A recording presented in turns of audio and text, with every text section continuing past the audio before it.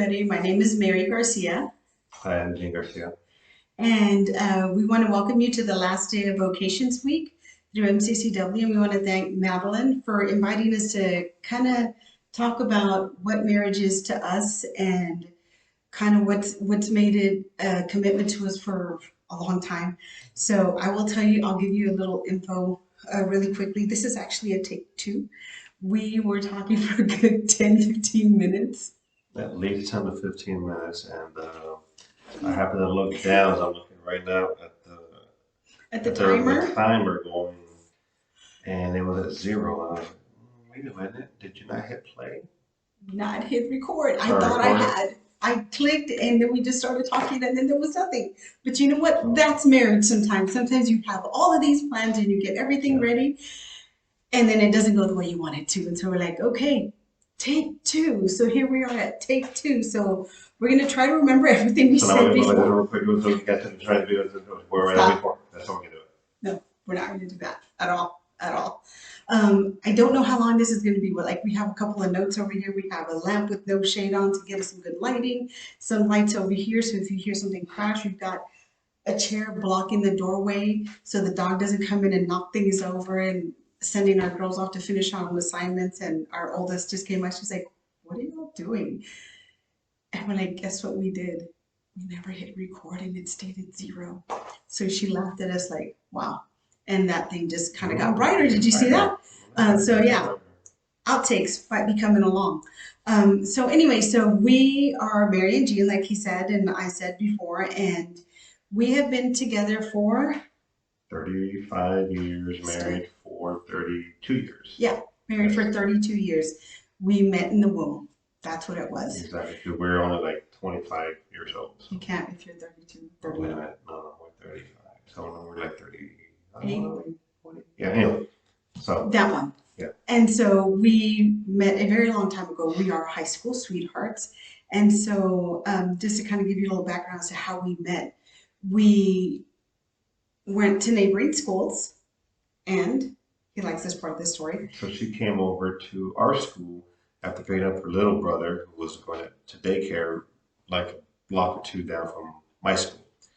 And she came over with her friend who wasn't really kind of supposed to be with her, but she took the chance. Mary's like, okay, I'll go do this real quick and take you Drop over her there, off. drop you off, and then I'm done.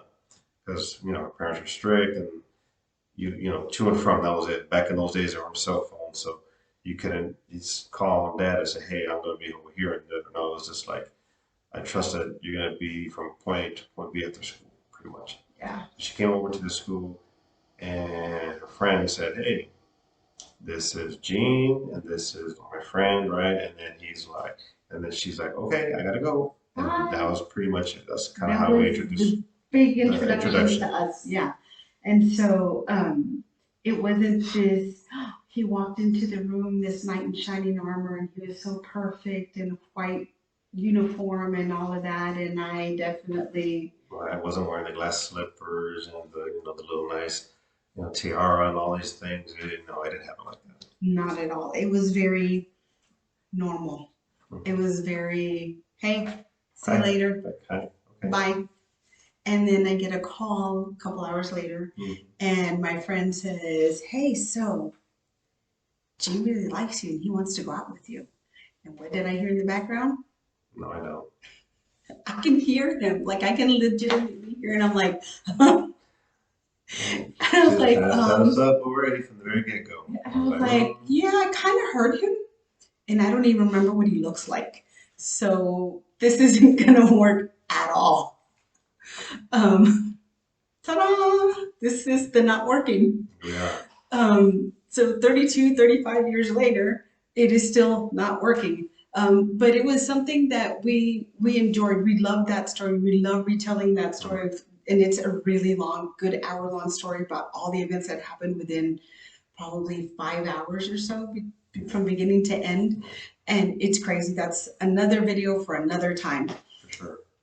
But it was our beginning. It was our norm. It was the, hey, how's it going? And then silence. There was nothing. And a couple what, a week or so, something like that later, he just called me out of the blue. And my little brother, I think, had answered the phone or something. Remember, these are the phones And where this was not cell phone back then at no, all. this was a phone plugged into the wall with a handset that had that coiled cord that you're trying to stretch as far as you can into your bedroom, hopefully, so you can have a little bit of privacy. But there's zero privacy because everybody can hear you, type of thing, because you can't get away like outside or go hide somewhere or whatnot. It's just as far as the telephone cord will reach. And so he starts just chatting and talking to me. And so we just kind of have short conversations here and there. And then after about a week or two, something like that, less than a month, I know it was less than a month, he asked me if I want to join him at church, but it's for a very specific place. Yeah, so I attended San Martin de Flores and in Alton back, back home. So we're from Mission, but Alton was just, just outside the outskirts of Mission, and it's a small church, and I was involved with the youth group at the time. So the youth group at that time was ninth through 12th grade. And of course, we're juniors now. And I asked her, hey, do you want to come over and join us? Fellowship, prayer, activities, fun. I mean, we do volleyball, we do softball, we do all kinds of things throughout the entire year. And I had no knowledge of any of this. So my background story is my parents took me to CCD up until First Holy Communion, and then all of a sudden my entire family just kind of stopped. And so I didn't have any reference to what's CYO, what's a youth group, what is any of that. And and I was like, sure. And if my parents give me permission. And so I asked my dad, and he's just like, well, where are you going? What are you doing? What's going to happen? I'm like, well, it's at church, and I'm just going to drive over there. Well, how long is it going to be? And so I went, and he was there, and we met, and I was very nervous. I didn't know what was going to happen. And day one of CYO, they're having elections for the following school year because it's getting towards the end of the year. And I am voted secretary. No idea what I'm doing. But that kept me involved in being able to give that excuse to my parents of, I got to keep going to church. I got to keep going to the youth group at the very least because I'm an officer. And he was the vice president, right? The vice president. He was elected vice president. And so that's how our relationship began.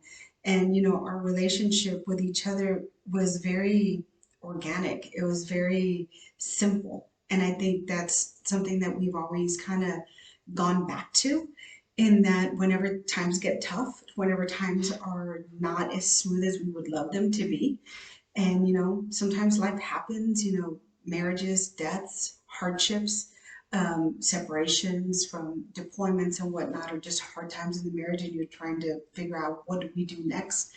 Um, it's that faith that's kept us going and kept us kind of moving forward, sometimes begrudgingly, and sometimes it's the greatest and totally, totally love it.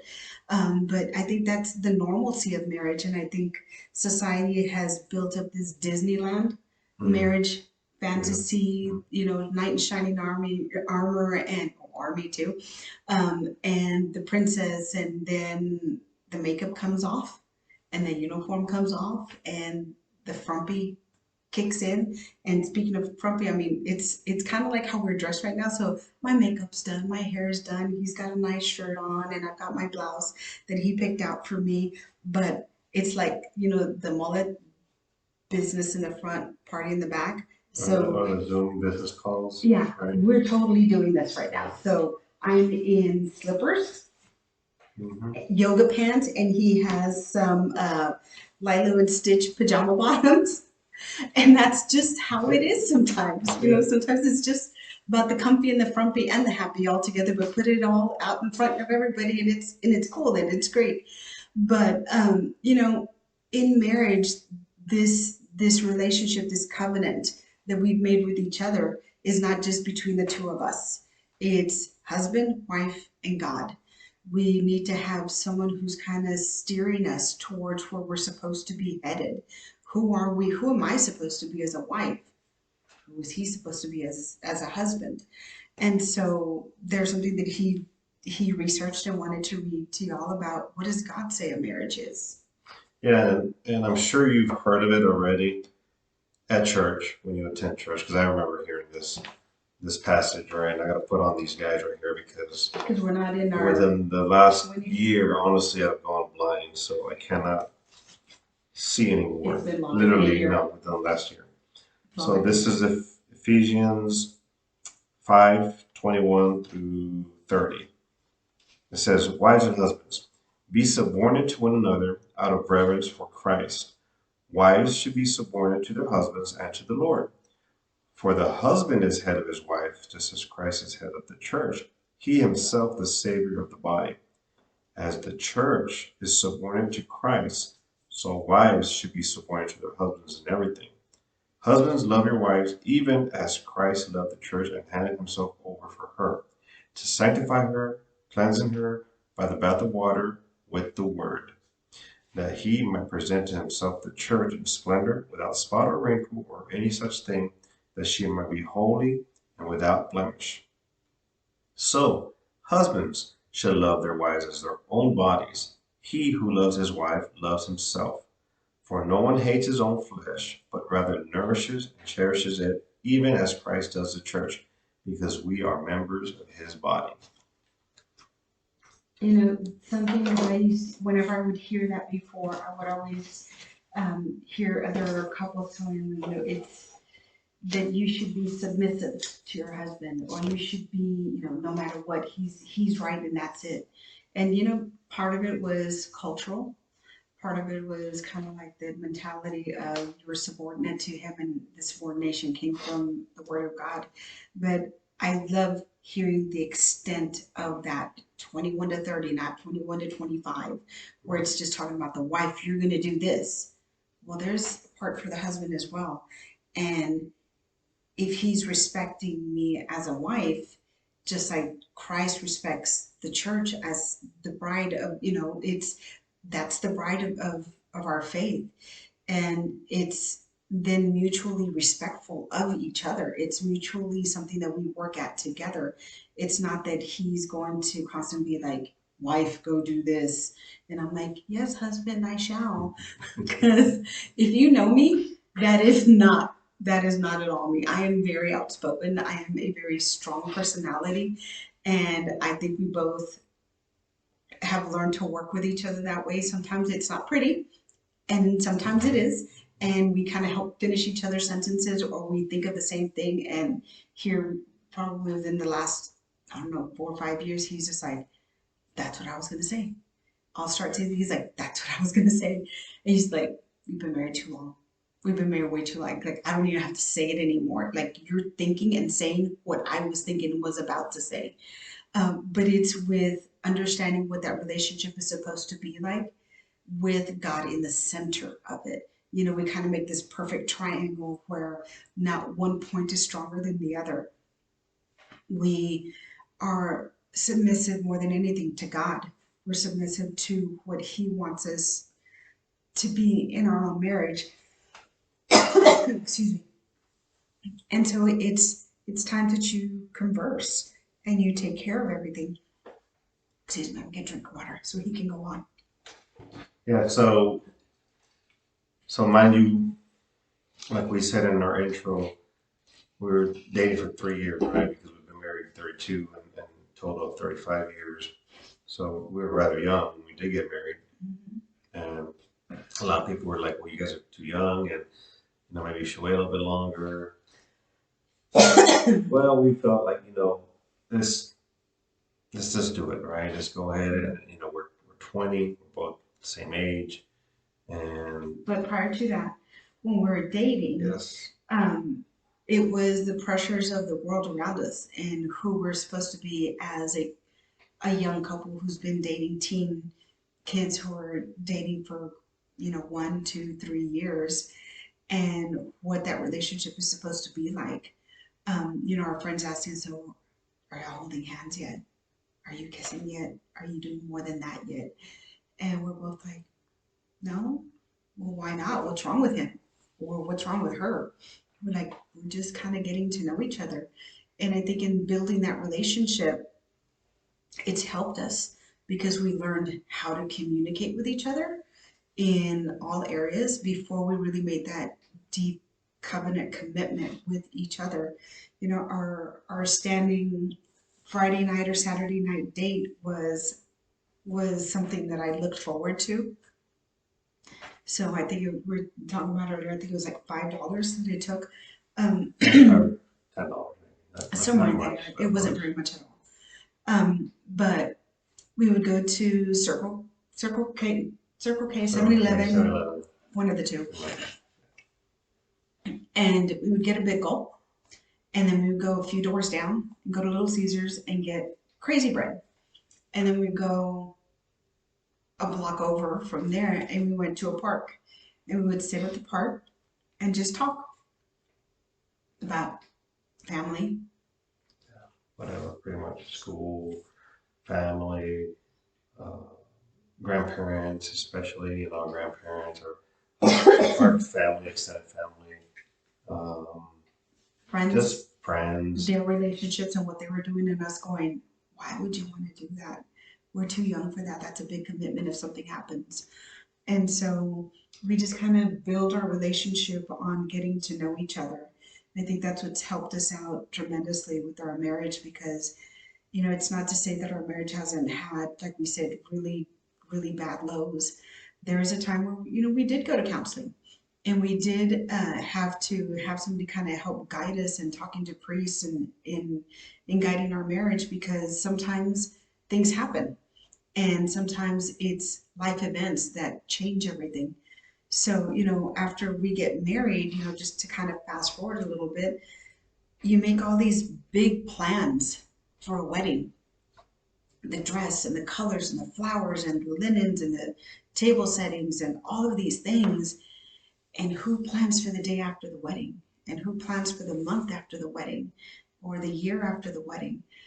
Certainly, we had a lot of time that we spent together talking, but even all of our plans kind of went up in smoke really quick. So we were married in 1990, March of 1990.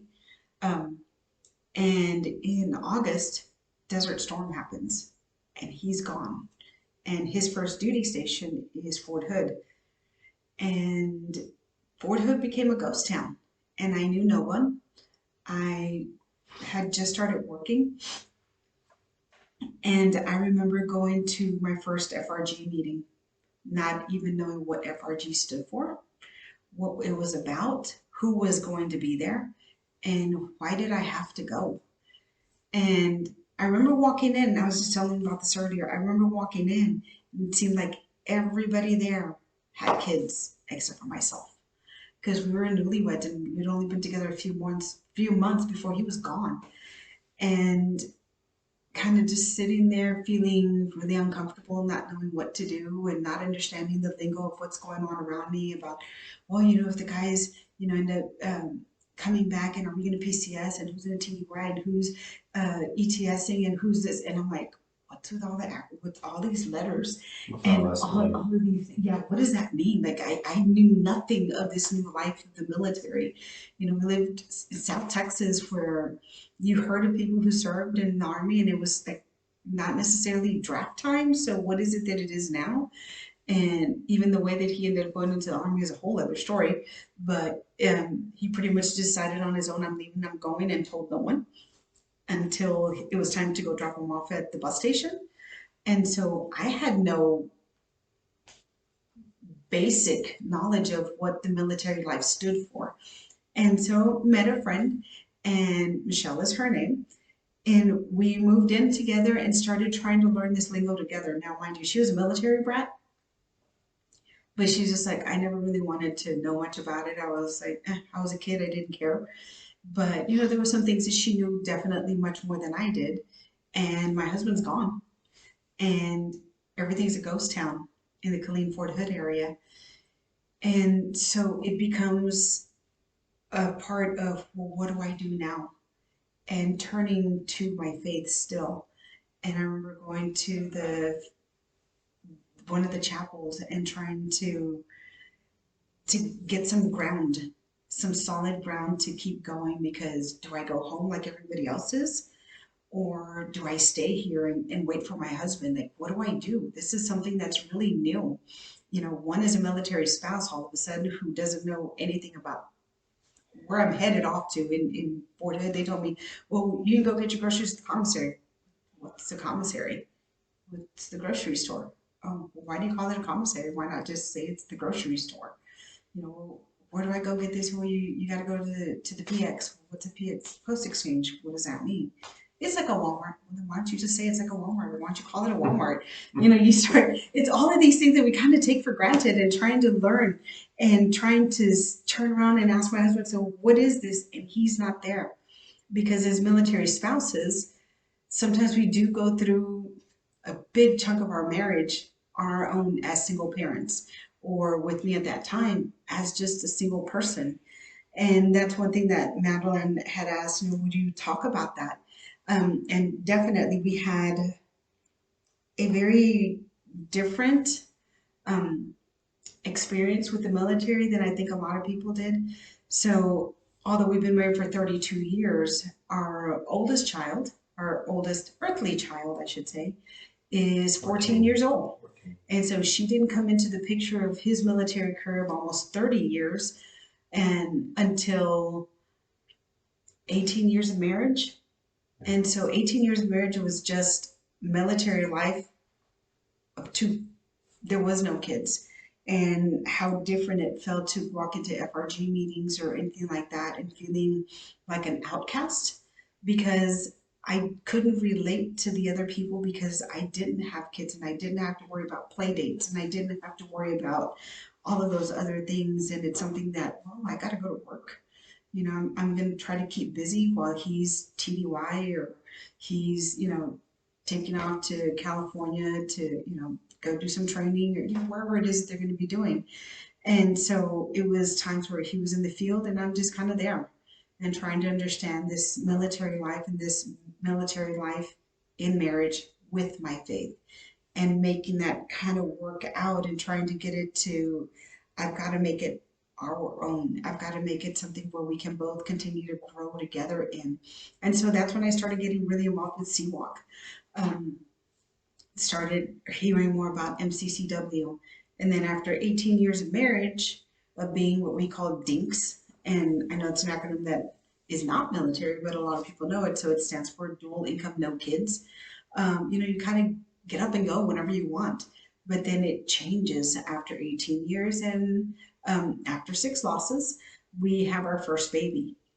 And in Army fashion, after 18 years of being around family the whole time, pretty much, you know, really convenient, whether it's, you know, 2 hours, 4 hours, 5 hour drive or whatnot, in great Army fashion at 18 years and an 8-year-old baby, the Army says, Time to move. ta-da! And you're moving to Colorado where there's nobody that you know.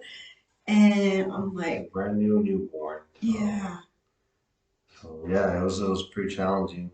And matter of fact, I wasn't even. She was born, and then had to leave. So I was going to school. When she was 3 days old, so I was going to school to retrain as a what was I doing? Career counselor. I think I was a career counselor. And 3 days later, I left. And so anyway, we went through that and I came back, and then from there we're living in Colorado. Now, after 18 years of marriage with no kids, now we have, a our baby. baby. So now, obviously, it changes everything because, now you're used to doing things without any, maybe just your pet, which we did have. We always had pets, a dog or a cat. And, we could get up and go at any time we wanted to go anywhere, we just would go. That's it. Well, now it takes a little more planning. Now it takes a more practice. Now you have a little bundle of joy with you, and now we're like, oh, it changes, right? So the whole scope changes, and now it makes things, yes, you're happy, but it also makes things a little bit more stressful, Yeah. especially with the move out of Colorado, and we love Colorado. It was great, got a great experience out there. So, and again, we were involved in church there. It's a small chapel on at the hospital chapel. We actually were right because we're on post, so it was just literally 2 minutes down the road. So we're just staying involved and just trying to keep it together. Now we have a now we're a family. Now we're actually a family with a child, and we try and do the best for her, right? And the sacraments, baptism, and going on up through all the sacraments. So all that takes work, and again, it's not easy, right? But you have to have the three elements that she spoke of earlier. You got to have the husband, the wife, and now you have to have God, right, the center of your life. So now you have a family, right? So now we're going, and we've got a family, and we got to, challenges, here they come. So Yeah. now we, Baby's sick, and guess when she's sick? Every time he's yeah, gone. pretty Because much. that's Anything what happens, happens right? when you leave, pretty much Yeah. that's when things happen. Yeah. And it was like, well, why are you always gone? Why this and why that? And that's when, you start, hey, maybe we need a little help. Maybe we need to kind of reach out and talk to our priest and saying, this is really tough right now. And, sometimes they're like, what, why don't you go do a marriage encounter? One of the retreats that the Army provides, and to kind of help give you a recentering of your faith, a recentering of who you are as a couple. And those were awesome. They were great. It's something that helped us to reconnect. My dad always said, it's like they say, whenever somebody's apart, the fondness makes the distance makes the love grows stronger. And so it was the reconnection that happened after he came back. And it was the longing for when he was gone. And, we did this for 18 years of just us, and now we have a family, and then here comes another baby. And oh boy, that changes it again. And we're like, okay, here we go. Try to make it now with two kids in tow. And it's something that, thankfully, whenever we had the girls, it's never been that he was deployed with them. He was gone a lot. He was doing recruiting, he was doing career counseling, and so they're gone very frequently for trainings, for blitzes, for all sorts of things. And then in great Army fashion, in the middle of the Colorado move, he takes off and he is going to be PCSing to Massachusetts. And our eldest is in kindergarten and a couple of months from graduating kindergarten. And so we have to make that decision as a couple of, well, do we all move together or do we let her finish kindergarten with her friends? They've been practicing all the songs. I remember telling him, but she's been practicing all the songs already, and they have their little program together, and it's going to be really soon. And we had already told my parents to try to be there and family and see who could come over. And so we made the hard decision that he will be moving to the East Coast while I stay in Colorado, pretty much the West Coast.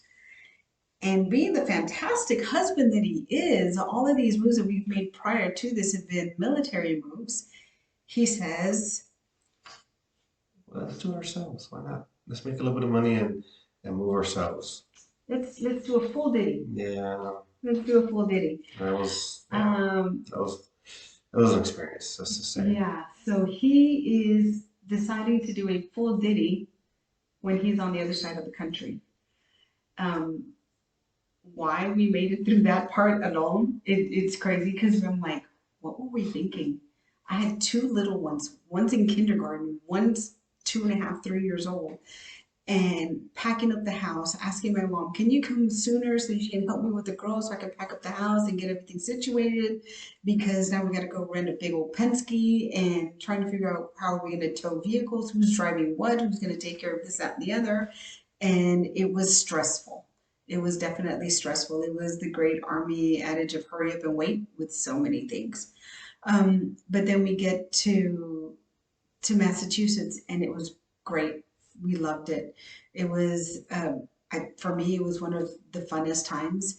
I don't know if it was because of how much we could do, or if it was because we were there for such a short period of time compared to every place else. But you continue to grow as a family, and we got very involved there as well. And so what we've always done, and this is just something that we kind of planned as you did your PCS moves, is we always left our duty station on a Sunday and would ask the priest to give us his priestly blessings and kind of send us off with our church family, sending us off literally from the parking lot. Like we would have vehicles packed up in a little tiny pull behind U-Haul with the quick things, the air mattresses. Everybody's got a slew of air mattresses. And from there, we would take off and go. And whenever we landed on the other side of that PCS move, it was that we landed, unloaded the car, and went straight to church to go get registered, to be parishioners and to ask, how can we serve you? What can we do here? And sometimes it was, can you be a lector? Can you help with the choir? Can you be an usher? We need our parish council. We need a president. Can you kind of fill in and being a president? Or with CWalk, there's a lot of rotation, and the president now is going to be PCSing. So would you, mind discerning about being a president for us, or a secretary or treasurer, whatever it is. And so trying to plug ourselves back in and remembering to always stay connected. But in that relationship is not just staying connected with the community, but staying connected with each other. And so I've always appreciated that with MCCW and with CWalk, they have the retreats where you can go and reconnect as a woman, as a spouse, as a mother. But he has kind of reached out and done men's retreats where he can then reconnect to being, like the scripture said there, he's the priest of our home. He's the one that's the leader of our home, our church home here, to continue to guide us and moving us forward, because it's a big responsibility for them. And so with him at his retreats, it's something that I think has helped him tremendously on knowing what is his calling. How is he Saint Joseph to us? Yeah, so yeah, we definitely learn a lot. I mean, we go to the one, here nearby us. Every year there's one in February, and it's a good opportunity to come in and learn and hear the speakers talk, and then it's all men gathered together and sharing, experiences that they're going through, depending on whatever the theme is. But he didn't want to go at first. The first one, yeah, definitely. So there's hope, ladies. I was very reserved, let's just say, because somebody is very pushy sometimes, and I was like, I don't know if I want to go. But then again, I heard Mary's like, this guy, man, I hear him on the radio. He's good. His name's Gus Lloyd. You got to see him. He's from Season of the Day. And I'm like, I don't want to know. So I pulled up YouTube videos. I don't want to have him listen to the speakers to kind of entice him. So I went, and I am so glad I went, because the speakers there, the three speakers that were there were amazing. I mean, amazing. I picked up a few books from them, and it changes you, right? So, and you need that. And we try to make it a commitment, I guess, to try and go to one every year. One on the women's side, one on the men's side, one as a family. We went to one as a family up in Kansas that they have every year also. And we'd like to try and go to that one again. It's been a couple of years, and matter of fact, the guest speaker was Scott Hahn. Scott Hahn. Amazing. So I surprised her with that one. Yes. She really loves Scott Hahn, and I got to meet him for the first time. Got to listen to him, and yeah, very, very good. So just keeping involved with those kind of things obviously is going to help your faith, and continue to go to reconciliation. Like they say, you need to go often and doing those things and working with one another, because like she said, like we said at the beginning, it's not easy. It's never easy, right? If somebody tells you otherwise, then they're lying, okay? Because it never is going to be easy. It's a work in progress. It's always a work in progress. And the thing is, it's you have to, like we said before, you have to have God in your life. If not, that's probably why I think so many marriages fail, is because they don't have God in their life. And even those that do have God in their lives, and those that do fail, I don't think it's as much as those that don't have God in their lives, that don't even believe in God at all. And they just they go like revolving doors sometimes, these marriages. Yeah, and I think it's something where, like you said, it's not that it's miserable. It's that, marriage is beautiful. Marriage is a give and take.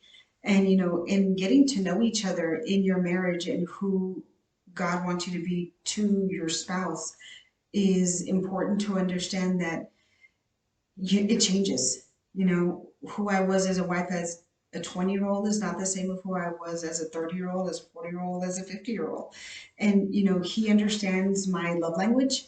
He knows that I appreciate little things that mean something. And in these retreats that he goes to, and I kind of pulled this out, and I'm sure he's kind of wondering why it's sitting in front of us.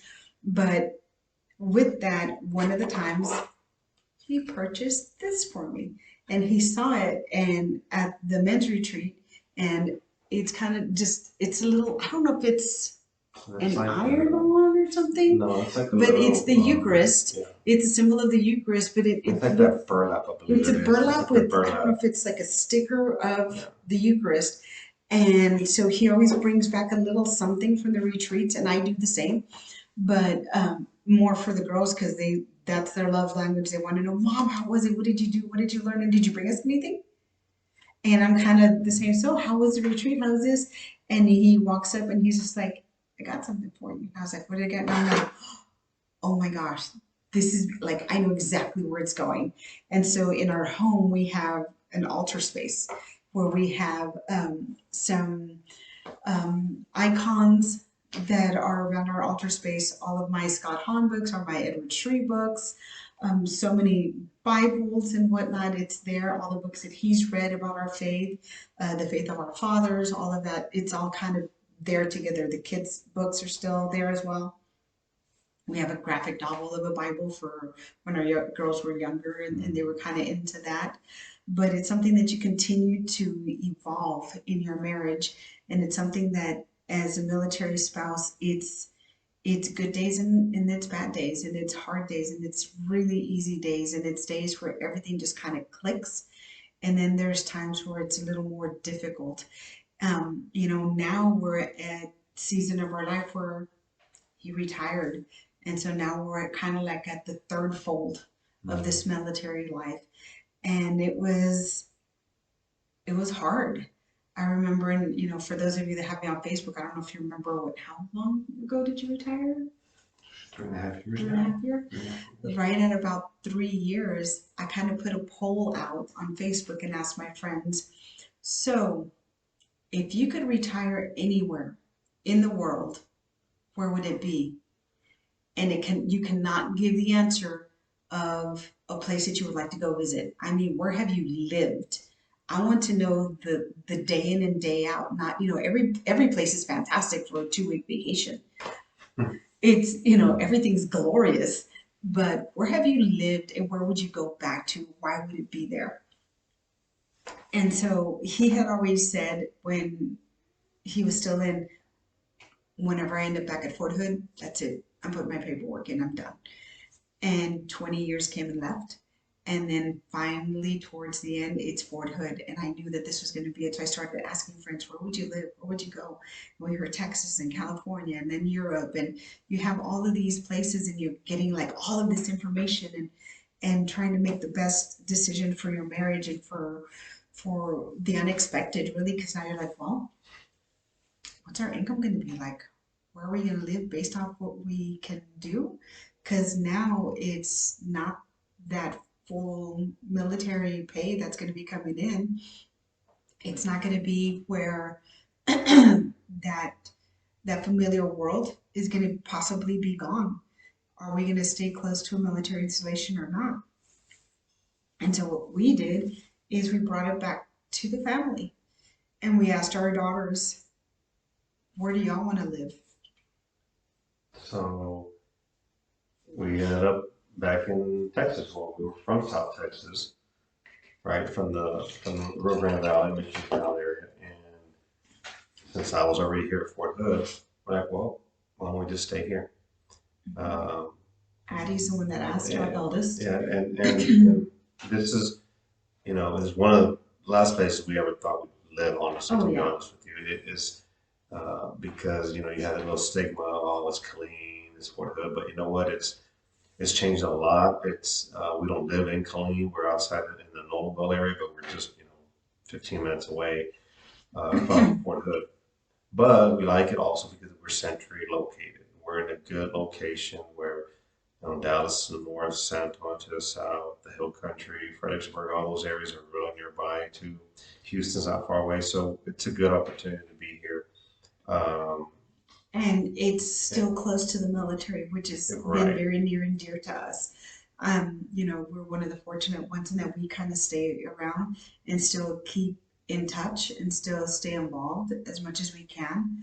Are we on Fort Hood for every mass all the time? No, we've kind of moved on into the next phase of our marriage and the next phase of being military families, on the retirement side. And so we're very involved in the local church, and our girls attend Catholic school there, and we love it, and it's something that we continue to grow and continue to be available to those that need us there for guidance of what do you do now, what is it that you do once you become a retiree, because that becomes um, kind of uneasy. It becomes something where, well, what are we going to do? Sometimes you have these grand plans of, oh, we're going to move somewhere. We're not going to live in Fort Hood. That was 100% we will never, ever, ever retire in this area at all. And then your daughter says, well, this is the longest I've ever been with any of my friends. Can't we just stay here? And we both kind of looked at each other and was like, break my heart. Okay, sure, fine. And it's the little things that they say, like, I'm a professional friend maker, Mom, but I've made a lot of friends here and I want to stay here now. And they were like, okay, I guess we're retiring in Fort Hood. And so your marriage kind of shifts into a different mindset of he's not going to be gone for PCSs and TDYs and all of these other things. And it's times where I'm looking at him like, you're driving me crazy. Time to go to TDY for 2 weeks. Yes, I'm like, don't you? Those days Isn't it are over. about time to go somewhere and go do something? I kind of need that longing for you, because right now all I long to do is really not something pleasant. And he feels the same way, that it's that, oh, and so you have to restructure and redefine who you are. And that's marriage. That's how the church has built marriage to be, is it's ever evolving. It's never stagnant. It's always changing. It's always something that we have to work at. And it's something that you always hear. Well, you got to work at your marriage. What does that mean? It means that you find common grounds. It doesn't mean that you're going to agree about 100% of everything, because we absolutely do not. He is still very determined that he's like, I'm going to get my hot rod. He's Muscle car. his muscle car, Muscle excuse me. car. Yes. And he's like, I'm going to get it. And right now he's got a timeline of when. Spring. This coming spring, I will have it. We'll get back to you in the spring. So I'll show you pictures. How about that? Yes. And I'm like, That'll be part we've got next kid, to her a Mercedes. kid. Okay, how about that? We've got a kid that's about to go to college. That's what I'm thinking about. With this kid, we've got a freshman in high school that's going to come way too fast, and I can save this money instead of for a muscle car or what have you to do other things. And so it's the, where are we at now in our marriage? And then, my youngest says to me, like, well, Mom, in like 5 years, I'm going to be gone too. And what are y'all going to do then? It's like, wow. You make that sound really short, and you know what? Those 5 years will go really fast. He says they're not leaving. No, they're staying right He That's says they're going They're going to put college right here locally. yeah, he's saying they cannot go anywhere at any point at any time. So we'll see how that goes. I know that's not going to work, but we are determined to try to make the best of it. As we get close to finishing off with y'all here, the one thing that I think we both kind of wanted to make sure that you understood is that a marriage is unique to the people and the experiences that you make out of it. Sometimes it's funny, sometimes it's hard. I kind of gave you a little comment earlier about how after 18 years of marriage, we had our first baby. There was hard times before that.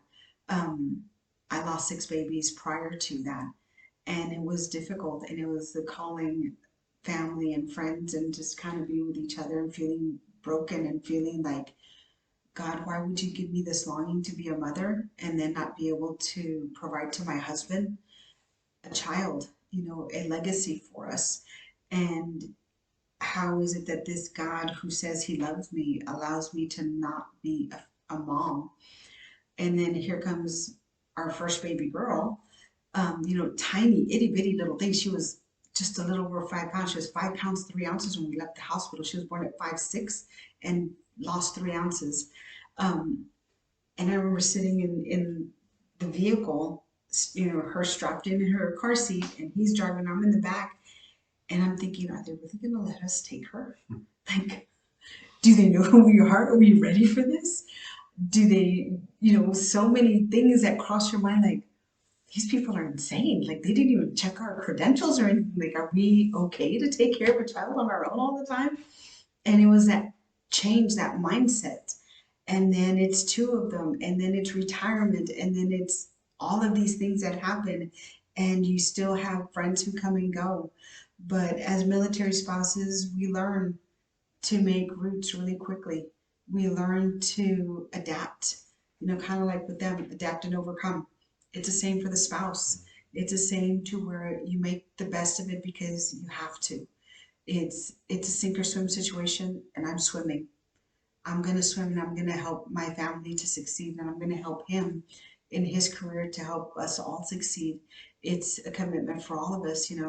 It's something that we want to continue to move forward in this thing we call life and in this thing we call the military life, whether it's that you're on your own and just a couple in marriage in the early part of your marriage, or you've been in it for 10, 15, 20, 30 years.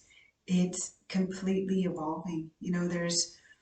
Um, it's when you come to this stage of your life and in your marriage that you kind of wonder, why isn't everybody else here? And it's because of the commitment and the hardships that you kind of have to decide, am I going to let those hardships take over or not? A few years back, I remember my army best friend, her daughter was getting married, and I remember seeing this little girl. She was tiny. She was a toddler when we first met her, and now she's married and has her own kids. But I remember being at her wedding, and they have the dance for all married couples come to the dance floor and start dancing. And if you've been married less than 24 hours, take a seat. Well, of course, that's always the bride and groom. And then if you've been married longer, if less than 1 year, take a seat. Less than 5 years, take a seat. And slowly people are kind of falling off, and it's fewer and fewer and fewer couples on the dance floor. And it's my husband and I are kind of looking at each other like, yeah, not bad. There's a couple that have been here for almost at the time, At the 20, I think like it's the like at 20, 20. We're right, like, 20 at wow. that time. And they're like, wow, it's 20 years and there's still probably a good 5 or 6 couples up here. That's cool. And it's elderly couples. So we're like, Right. oh, they're gonna beat us. I wonder what their number is gonna be. And then they're like, okay, 21 years. Somebody comes off. 22, 24, 26, or 25, and everybody's gone except for us. And I'm like, are we really the last one standing? Kind of like, we made it. But you kind of sit there and kind of like, Like, what? why is it us? Why What are we happened to the the last? old couple over there? Yeah. And then we find out later, oh, they were recently married. And we're like, oh my gosh. They've been previously married before, so I'm like, oh, okay. Yeah, yeah. And so it's about, sometimes life throws you those hiccups and that we're thinking, oh, we're gonna sit down and watch somebody be there married for 30 years or 40 years, and then they're gonna give their speech of, well, how did you make it that long? And they grab the microphone and they talk to the, newlyweds about what has sustained their marriage in their life of, 40, 50 years is what we thought we were going to be listening to. And now we're the last ones standing. We're like, oh crap, what are we going to say? Because now that speech became us and talking to them about what that guidance would be for them. And it was the same thing. Keep God in the center of your marriage, talk to each other, just constantly work on what makes you happy with each other. Remember the feelings you have today and remember them on the hard days. Remember them on the days where things aren't so rosy and it is a stormy night. And it's something that you gotta sometimes ask for help, and that's okay too. You know, the times when we went to marriage counseling, it helped us to see our marriage from someone else's perspective. And it was amazing to bring that insight, whether it's that you're talking to your priests, which, you know, they're always readily available to you. You know, if it's not that your unit priest is available to you because maybe he's deployed too, you know, go to a neighboring, you know, local parish. They're available to you too. They're not going to say, no, well, you're in the army, you can't come to us. You got your own chaplains. You know, that's not going to be the case. But you have resources to help build that community in your relationship with each other, because it is a community. We are our own little village, and you kind of have to kind of reach out and help out everybody else in seeing who we are by sharing it with you. And so I don't know, I guess that's about it, right? Yeah, that's pretty much wraps it all up. So it's just don't ever think that if you're in the dumps or things are going wrong that it's just gonna fail completely, right? So there are always gonna be resources around. Like she said, um, keep the faith, continue to pray, right? Continue to pray, um, go to confession, right? Keep the Holy Spirit within you, right? I'll always pray for that, and it's gonna be okay. Things will be just fine. So with that, I hope that y'all have enjoyed hearing our crazy. I'm gonna see if maybe we can get our daughter to quickly do a little quick edit and see some of the outtakes of the beginning where we're just laughing just when we realized nobody pushed record. If not, know that it happened and we were so into it until you went 0.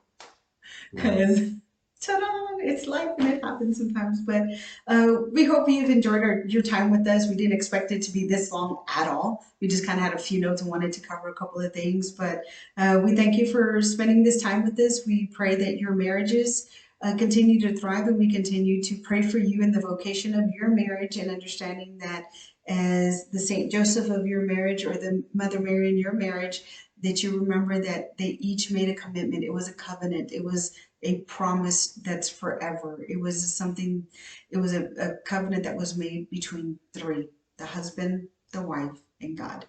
And so, with that, we will close with the prayer.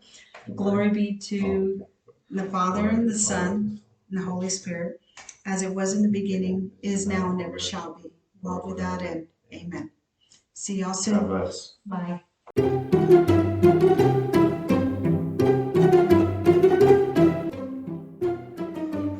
Hi, everybody. My name is. Hi.